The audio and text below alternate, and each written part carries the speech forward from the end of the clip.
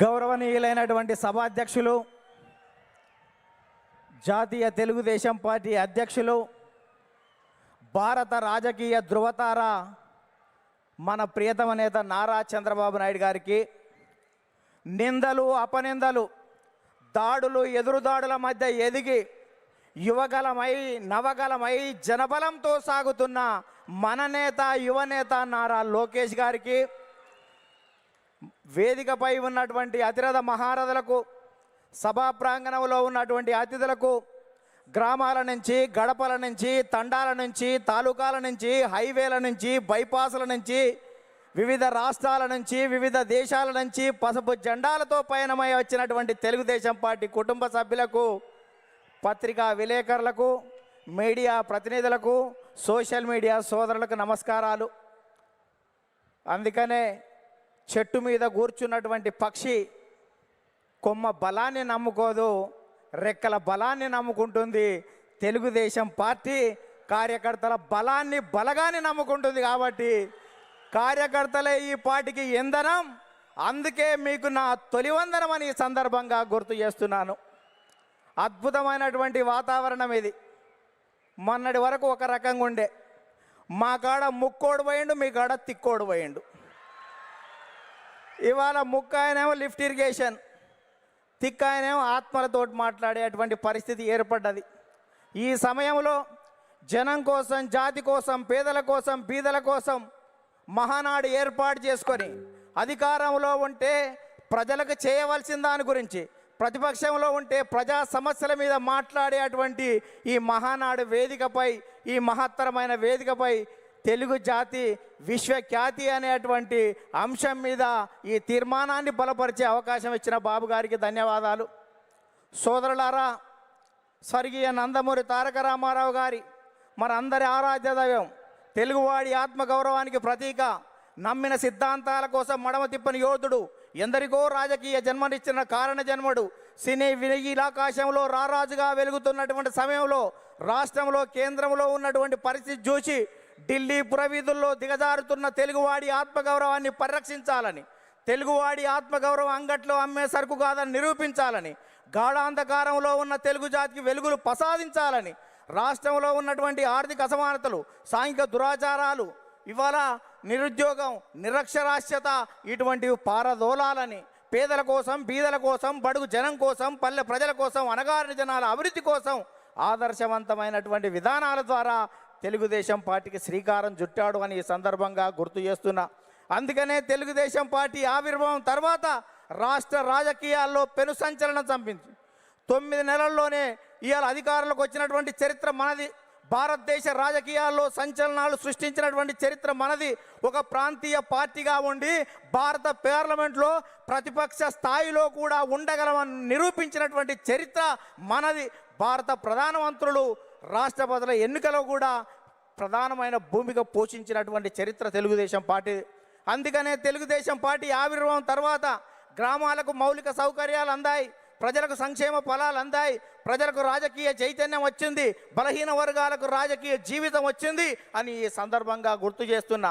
సామాజిక మార్పులకు స్వాగతం పలికాం, ఆర్థిక అభివృద్ధికి అందలం వేశాం, నిమ్న జాతర ఉద్ధరణ కోసం, బడుగు జన ఉద్ధరణ కోసం బాటలు వేశాము అని సందర్భంగా గుర్తు చేస్తున్నాను. అందుకని సోదరులారా,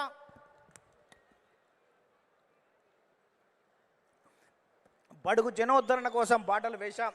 అందుకనే గతంలో రాజకీయాలు భూస్వాములు, ఆసాములు, జమీందారులు, జాగీర్దారులు, దేశ్ముఖులు, దేశ్ పాండేల కబంధ హస్తాలలో ఉన్నటువంటి రాజకీయాన్ని గరీబోళ్ళ ముంద ఉంచినటువంటి చరిత్ర తెలుగుదేశం పార్టీది.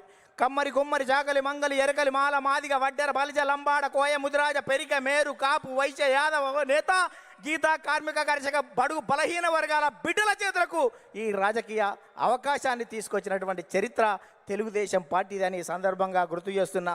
అందుకనే స్వర్గీయ నందమూరి తారక రామారావు గారు 2 రూపాయల కిలో బియ్యం పెట్టాడు. ఆ రోజు ఉన్నటువంటి తినేవాడికి తిండి, ఉండడానికి ఇల్లు, కట్టుకోవడానికి బట్టలు ఉండాలని 2 రూపాయల కిలో బియ్యం పెడితే 30 సంవత్సరాల క్రితం 40 సంవత్సరాల క్రితం తెలుగుదేశం పార్టీ పెడితే ఈ దేశంలో ఆహారత భద్రత చట్టం మనం పెట్టిన దానికి 20 సంవత్సరాల తర్వాత ఆహారత భద్రత చట్టం వచ్చింది. అంటే తెలుగుదేశం పార్టీ ఒక నిర్ణయం చేస్తే ఈ దేశం వివిధ రాష్ట్రాలు 20 సంవత్సరాల తర్వాత ముందు చూపుతోటి చేస్తున్నటువంటి పరిస్థితి ఉంది. మనం మహిళలకు ఆస్తి హక్కు 30 సంవత్సరాల క్రితం ఇస్తే భారత పార్లమెంటులో మనం నిబంధన పెట్టిన తర్వాత 15-20 సంవత్సరాల తర్వాత కూడా భారత పార్లమెంట్లో పెట్టేటువంటి పరిస్థితి ఉంది. అందుకనే ఈ దేశంలో ప్రతి చట్టం కూడా తెలుగుదేశం పార్టీ ముందు చూపుతోటి విజన్ 20 తోటి ముందుకు పోతున్నటువంటి పరిస్థితి ఉంది. అందుకనే స్వర్గీయ నందమూరి తారక రామారావు గారు తర్వాత మన ప్రియతమ నేత నారా చంద్రబాబు నాయుడు గారు అధికారంలోకి వచ్చిన తర్వాత రామన్న రూపుదిద్దినటువంటి ఈ పార్టీని చంద్రన్న తీర్చిదిద్దాడు.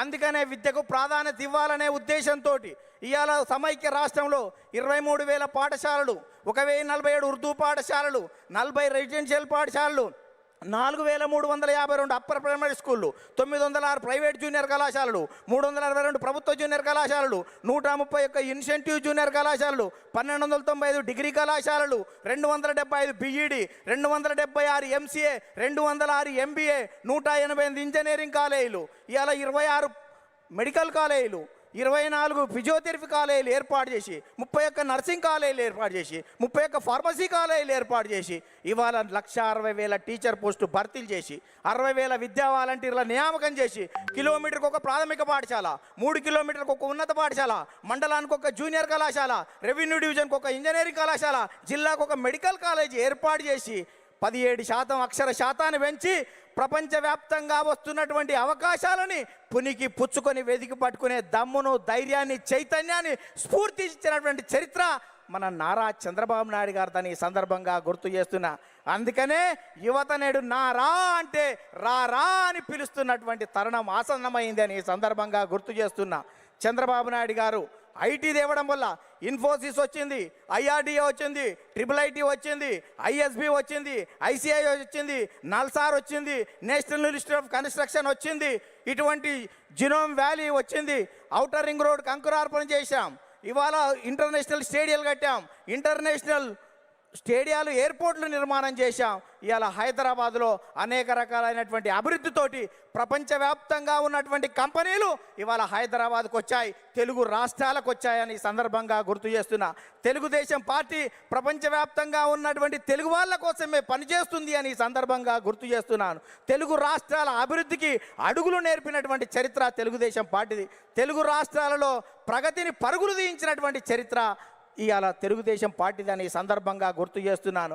అందుకనే సోదరులారా, ఇవాళ ప్రపంచవ్యాప్తంగా నారా చంద్రబాబు నాయుడు గారి మీద ఉన్నటువంటి మమకారంతో ఇవాళ చంద్రబాబు నాయుడు గారు అనుక్షణం, ప్రతిరోజు, ప్రతి గంట, ప్రతి నిమిషం, ప్రతి క్షణం ప్రపంచవ్యాప్తంగా వచ్చినటువంటి మార్పులను గ్రహిస్తూ మనని చైతన్యం చేస్తూ ఆ వైపు మనల్ని తీర్చిదిద్దు తెలుగు జాతిని మహోన్నత జాతిగా తీర్చిదిద్దేటువంటి దానికి శ్రీకారం చుట్టాడు అని సందర్భంగా గుర్తు చేస్తున్నాం.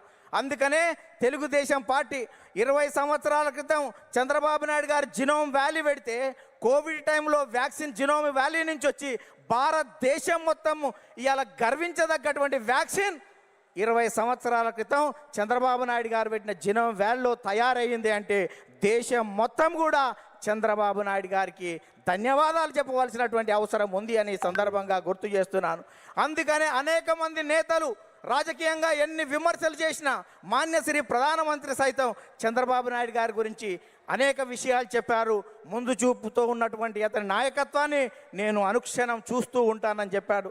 20 సంవత్సరాల క్రితం చంద్రబాబు నాయుడు గారు టూరిజం గురించి చెప్తే ఎగతాళి చేసినటువంటి కమ్యూనిస్టులు మొన్న మా తెలంగాణ అసెంబ్లీలోనే టూరిజం అంటే మేము అపార్థం చేసుకున్నాం, అది అద్భుతం అని చెప్పినటువంటి పరిస్థితి చూసాం. అందుకనే ఇవాళటువంటి తెలంగాణలో ఉన్నటువంటి కొన్ని శక్తులు మనం నిత్యం వ్యతిరేకించే వాళ్ళు అనేక సందర్భాల్లో కూడా మనం చేసినటువంటి చంద్రబాబు నాయుడు గారి జినోమ్ వ్యాలీ గురించి కానీ ఆర్థిక అభివృద్ధిని ఏ రకంగా ముందుకు తీసుకువెళ్ళాడనేటువంటి విషయం ఒప్పుకున్నటువంటి ఉంది. అందుకనే ఇవాళ 2 రాష్ట్రాల్లో ప్రపంచంలో ఉన్నటువంటి తెలుగు వాళ్ళందరికీ తెలుగుదేశం జెండా కింద తెలుగు రాష్ట్రాలు కాదు, ప్రపంచవ్యాప్తంగా ఈ తెలుగు జాతి ఏకం కావాలి.